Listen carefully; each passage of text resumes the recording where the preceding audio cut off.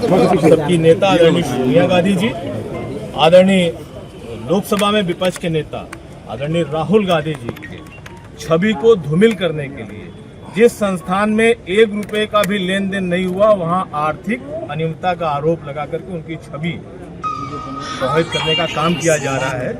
और कल उनको नोटिस दी गई, हमारी उस नेशनल हेराल्ड प्रॉपर्टी को सील किया गया है। तो आज पूरे देश में कांग्रेस के लोग जिला मुख्यालयों पे प्रदर्शन करके एक ज्ञापन निवेदन करेंगे कि आपकी तरफ से वो पहुंचेगा। आश्वस्त कराता हूं आपकी भावनाओं से जैसा है वैसे ही होगा।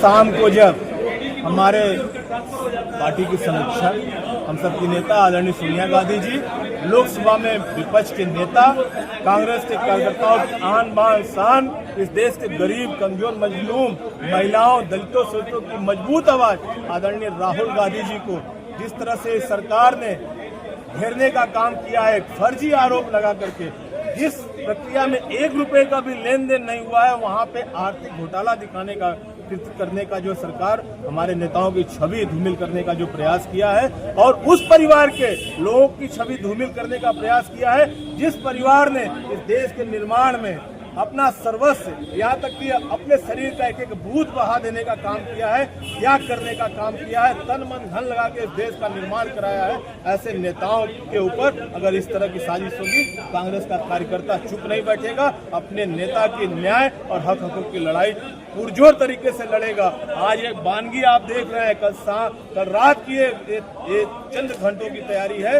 अगर ये अपने देश को, अपने कृत्य को रोकेंगे नहीं तो कांग्रेस का एक कार्यकर्ता प्रशासन की ईंट से ईंट बजा देगा। प्रशासन चलाना हम मुश्किल करते हैं। विपक्ष के लोग जब हम सत्ता में थे, इस देश का निर्माण कर रहे थे, आज विपक्ष में है और ये सरकार सीधे लोकतांत्रिक मर्यादाओं, परंपराओं का हनन करने पे लगी हुई है। लोगों के लिए कोई न बेहतरी की, न हिंदुस्तान की बेहतरी की बात हो रही है, न दलित शोषित महिलाओं की बेहतरी की बात हो रही है, न बेरोजगार नौजवानों की बेहतरी की बात हो रही है। ये सरकार सिर्फ और सिर्फ एक प्रोपेगेंडा अपना करके, हिंदू मुस्लिम करके इस देश के लोगों को गुमराह करने का काम कर रही है और देश को एक बार पुनः गुलामी की तरफ धकेलने का काम कर रही है। इसके खिलाफ हमारे नेता सजग हैं, कांग्रेस का एक कार्यकर्ता सजग है और लगातार संघर्ष करता आया है, आगे भी संघर्ष करता आएगा। आप देखिए कि किस तरह भारतीय जनता पार्टी के लोगों को बेवकूफ बनाते हैं। रनवे की 4 लोगों की, जिम्मेदार लोगों की फोटो जारी होती है। मैं आपके चैनल के माध्यम, आप सभी लोगों के माध्यम से पूछना चाहता हूं, उन 4 लोगों में से किसी ने बयान दिया कि मोदी जी उस 23 लोगों के द्वारा पीड़िता के लिए चिंतित हैं? एक फोटो केवल जारी होती है और मानसिक रूप से कितना विकलांग बना दिया गया है भारतीय जनता पार्टी के लोगों के द्वारा कि हम सब लोग, मोदी जी ने उस पीड़िता का हाल चाल ले लिया। मैं पूछना चाहता हूँ, आज 4 दिन बीत गया उस फोटो के जारी हुए होते, और उस 4 लोगों में से नरेंद्र मोदी जी, कमिश्नर महोदय, कमिश्नर, नगर मंडलायुक्त महोदय और डीएम महोदय द्वारा क्या ये बयान जारी किसी ने किया मीडिया के सामने कि नहीं, हमसे नरेंद्र मोदी जी ने पीड़िता की बात की है? केवल एक प्रोपेगेंडा बना करके लोगों को बेवकूफ बनाने का काम ये सरकार करती आ रही है। हम सब मांग करते हैं कि उस पीड़िता के परिवार के साथ खड़े हो। कहाँ चला गया उनका बुलडोजर? जो योगी जी राजनीतिक मंचों पे खड़े होकर बोलते थे कि कोई बलात्कारी अगर कहीं बलात्कार करेगा तो अगले चौराहे पे यमराज मिलेंगे। ये 23 लोगों के लिए यमराज किस छुट्टी पे चले गए हैं? कहाँ सो गए हैं? उस पीड़िता, गरीब पीड़िता है, बहुत गरीब परिवार है, हम लोग संपर्क में हैं, उनकी लड़ाई लड़ रहे हैं।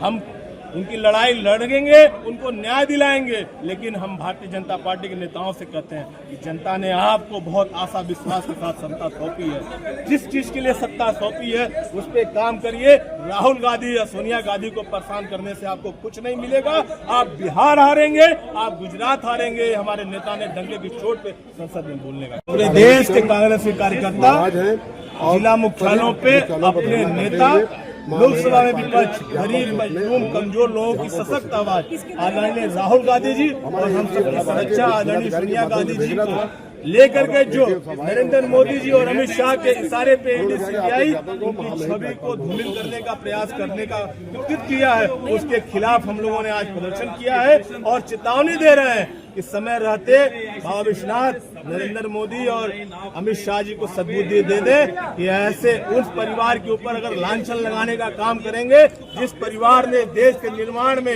अपना सर्वस्व यहाँ तक कि अपनी जान न्यौछावर कर दिया, आदरणीय राजीव गांधी जी, आदरणीय इंदिरा गांधी जी, जिन्होंने रक्त भी अपने शरीर का त्याग करने में संकोच नहीं किया है देश के निर्माण करने के लिए, अगर ऐसे परिवार और ऐसे नेताओं के ऊपर अगर लांछन लगाया जाएगा तो हम कांग्रेस के कार्यकर्ता चुप नहीं बैठेंगे और जब तक अपने नेता को न्याय नहीं दिला लेंगे तब तक हम लोग संघर्ष करते रहेंगे, प्रशासन चलाना दुश्वार कर देंगे।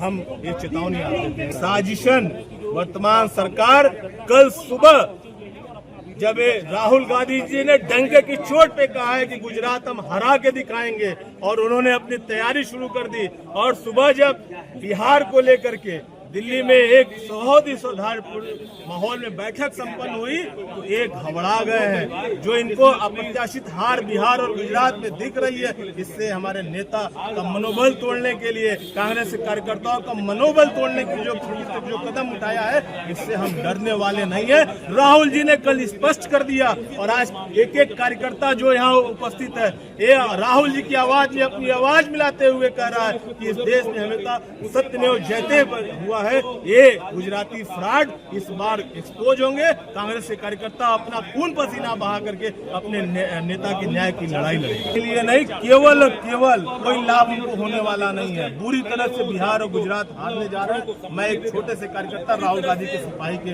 रूप में आपको राष्ट्रपति महोदया को संबोधित ज्ञापन सौंपा है, उसमें इस कार्रवाई को तत्काल प्रभाव से रोक लगाने के लिए मांग की है और अपने नेताओं को दोषमुक्त। अगर आप ये वीडियो YouTube पर देख रहे हैं तो हमारे चैनल को सब्सक्राइब करें और बेल आइकन को दबाना ना भूलें। अगर आप Facebook पर ये वीडियो देख रहे हैं तो हमारे पेज को लाइक करें।